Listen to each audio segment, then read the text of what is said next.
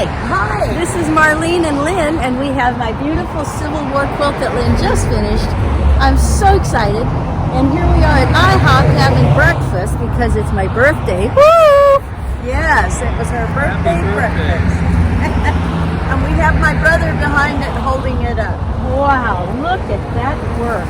Look at that leaf. I love that. I love the circles and the little circles. Yeah. Oh. Well, I've already signed it up for the county fair. So Lynn and Marlene are going to have a joint effort at the county fair.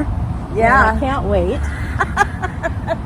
It's going to be, oh, look at this one. Can you see that okay? Look at the swirlies. Let me come in a little closer on it, okay? I'll edit this out. I wish I knew that. Oh, I tried to make that one look like a tree, that green one. It's beautiful. Look at that. Yeah, I'm only good for 8 hours. Okay. Now look at this one. Isn't that something? And then this one, each one is different and unique. This is one Lynn likes right here.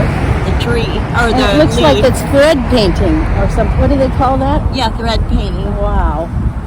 And then Yeah. let's see. They're just each one so individual.